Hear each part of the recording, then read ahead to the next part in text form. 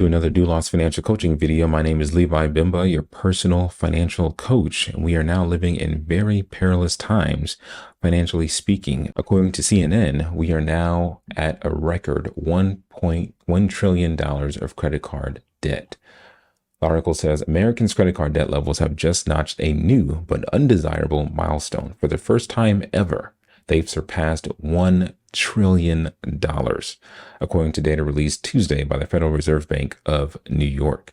During the second quarter, credit card balances shot up by $45 billion, or nearly 4.6%, to land at $1.03 trillion, according to the latest New York Fed report. Rising credit card debt and auto loan balances helped to drive overall household debt levels up 1% to $17.06 trillion for the quarter, the report showed. And this is an interesting line. Overall household debt has spiked by $2.9 trillion since the end of 2019, before the pandemic. So just in 3-4 short years, we've already increased our household debt limit by almost $3 trillion, which is really a mind-boggling number. It's hard to even think of it in your own mind without seeing the numbers played out. So this is a trend from 2013, where credit card debt was about 660 billion, has now skyrocketed to 1.03 trillion. And this is a new record for Americans today. Article goes on to say the average credit card charges a near record 20.5% interest rate.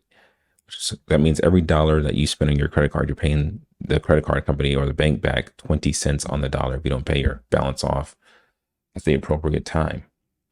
And this is most likely an APY, annual percentage yield. You're not technically paying that every time, but it's still a huge amount. Credit card balances have risen for 5 consecutive quarters, increasing at some of the largest rates in 20 years, an analysis of New York Fed data shows. Unfortunately, it's only going to go up from here, says Matt Schultz, who's a chief credit analyst for LendingTree. What's driving it is inflation, higher interest rates, and just generally how expensive life is in 2023. Everything has gone up. Food, clothing, gas, rent, especially. People are really suffering with the rent. I just saw a TikTok the other day, or just today, of a woman who was just pretty much venting on TikTok, saying she can't afford to live. She's a single mom. She has young children, and we can get into all the intricacies of that. But suffice it to say, she was just struggling. She barely gets a day off. She works cleaning houses. She has to apparently pay her own gas to drive to these houses that she cleans. And she's just really struggling. And that's just indicative of where a lot of people are in America today. And so, I mean, there's only so much Americans can do, as it says there. And even a lot of people, another frightening stat is that the Bank of America reported that more people were tapping into their 401k accounts because of financial distress. So people are now taking away money from their own retirement that they're supposed to be able to enjoy once they're done working, but they can't live in the present. So they think their only option is to go tap into their 401k, withdraw money that could be building exponentially over time. And now they're cutting themselves off from a great growth down in the future because they can't afford to live now. So what can you do to pay off your credit card balances? Well, the best and fastest way to do that is to do it from smallest to largest. And Harvard did a study on that.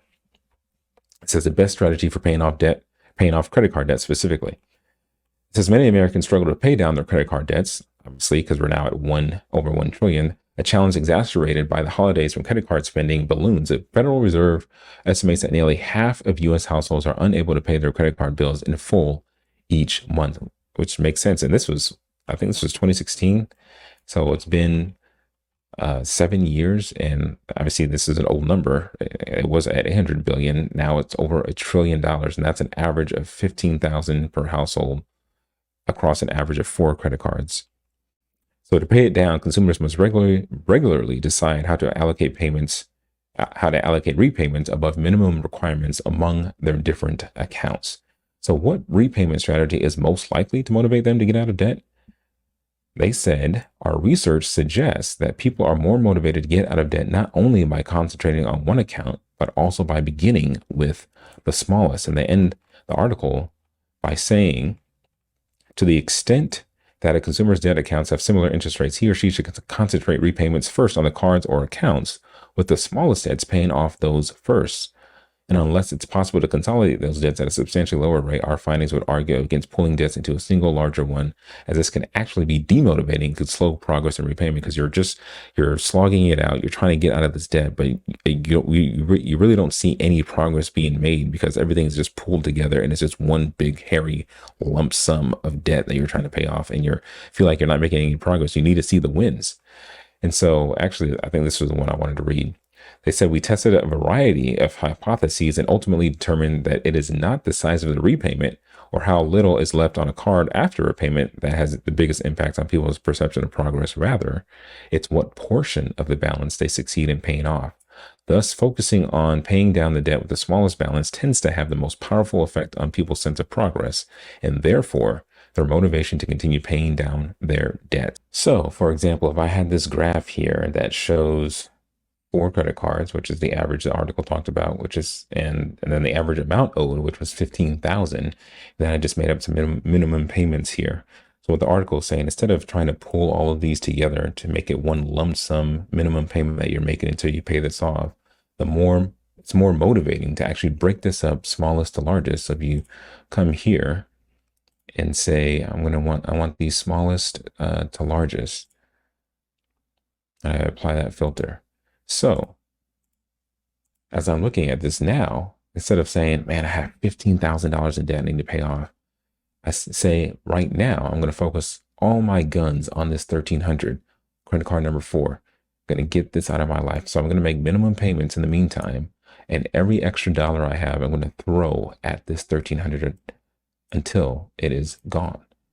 Now from 4, I go down to 3, and then I go to the next smallest one and say, all right, you're up, you're 2,200, you're up next. I'm going for the kill on you. And then until I get that one out of the way, now I'm only down to 2. And you're not really even paying attention to the total amount you have left over, even though you still have 11,500 after getting rid of 2. You only have 2 more left. So now you're throwing all your guns at this one, credit card number 1. You get that one out of your life. And then finally, you get all that extra money that you're throwing at the last 3. You start throwing this at the last one. And boom, you are now debt free. You owe $0 because you paid everything off, smallest to large. You're getting those little wins along the way. So that is the best way to pay off the debt. I would say that's what my wife and I did when we had our student loan. We had I think a total of $34,000 in student loan debt. And we, instead of looking at it at $34,000, we did, let's break all these loans up into smaller ones, smallest to largest. We're going to throw everything we have, the smallest one. We got rid of that. So we started getting momentum after momentum after momentum until finally the day came in April 2019. We paid off our last debt, and that was it. No more ever to go back into debt after that payment. So it works, and it really keeps you motivated, and you're not really struggling to pay off this huge, hairy lump sum of debt. You're just looking at getting those quick kills, those quick wins, I should say, as you're getting this debt out of your life, and you're seeing the progress being made because you're seeing the amount of loans go down, and then you're starting to see the total loan balance dissipate.